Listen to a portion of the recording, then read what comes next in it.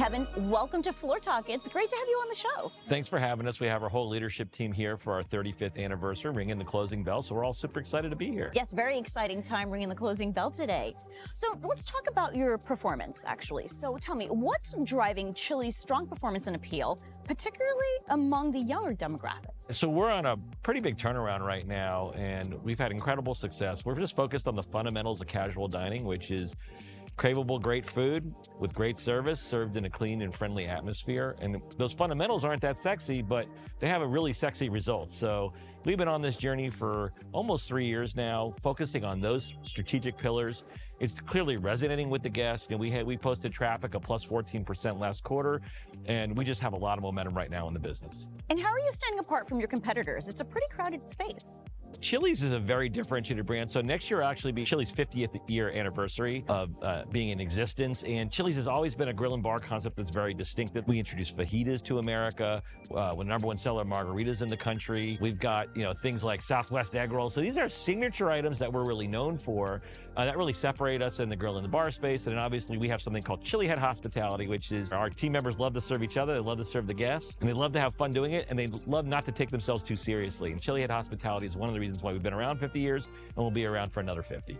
Now, what shifts have you observed in dining preferences, and how is Chili's capitalizing on them? I think people are making a lot of hey, everybody wants to order digitally and they want to eat off premise. The reality is that stuff really doesn't change that much. People, when they go out, they just want some of the basics. They want to spend an hour with friends and family in a nice, comfortable setting. They want to make sure everybody feels included, and they want to have great food with great service. And that's what we're focused on right now. We continue to win with that formula. And quite frankly, why people go out, that has not changed over the years. As long as we stay focused on that, we're going to continue to win. And what new changes can your guests expect to see on the Chili's menu? Well, it's an exciting time. So we have this thing called the Core Four. These are items that now make up about 50% of our business. So chicken tenders, which we call chicken crispers, margaritas, fajitas, and hamburgers. We've been, since kind of the resurgence of Chili's, been focused on those 4 things. By the end of Q4 this year, so by the end of June of 2025, we'll have done all 4 of those over again. So we have lots of innovation, made the core really great. And now we're going to start working on the rest of our menus, things like steaks and ribs and appetizers. So there's a lot more changes ahead of us than there is behind of us, which is exciting because we've already had incredible growth in the stock. Kevin, the Triple Dipper, it's gone viral. So what's the story behind this popularity? So we've always had a triple dipper on the menu for years, right? The reality is it's the way young people love to eat. You can choose from lots of little appetizers, so they're kind of smaller versions than the full-size version. You can pick 3 of them, and then you get 3 different dipping sauces, and then you can kind of have fun and play with your food. And so what we found is we did a TikTok campaign. This is back in March. We've been continuing to do it now for 9 months, just showing young people how to use the triple dipper, the kind of fun they can have with it. And there's this thing called this mozzarella cheese pull that people are doing all over TikTok. We've seen millions of views of it, where they bite the mozzarella cheese and it goes, and they try to make it as far as they can make it, right? And that's really traveled really far. And right now we talked about the triple dippers are up 80%. We talked about this in our last earnings call. It's driving a lot of the growth that we're seeing right now. And we're introducing a whole other generation to Chili, so it's really exciting for everybody.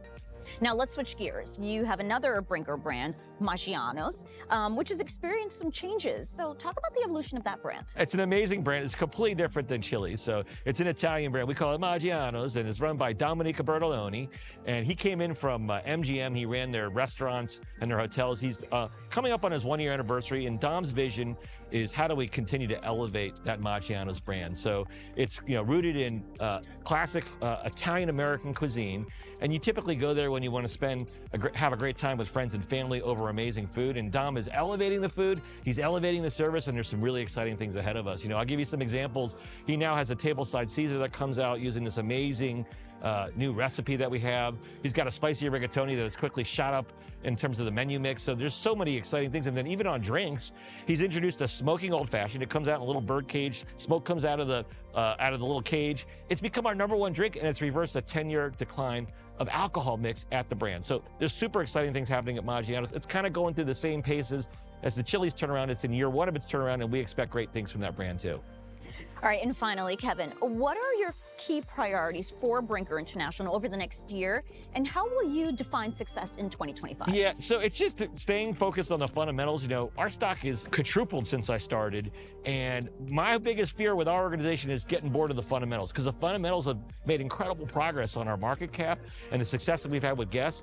And guess what? Fundamentals will continue that success going forward, and so that's what we're going to be focused on. We've got great new food things coming up. We have great new service initiatives coming up, and then we've got a whole project on reimaging our entire estate that's going to get started next year. So once again, focus on the fundamentals and good things will happen for your business. Well, I don't know about you, Kevin, but I'm getting hungry.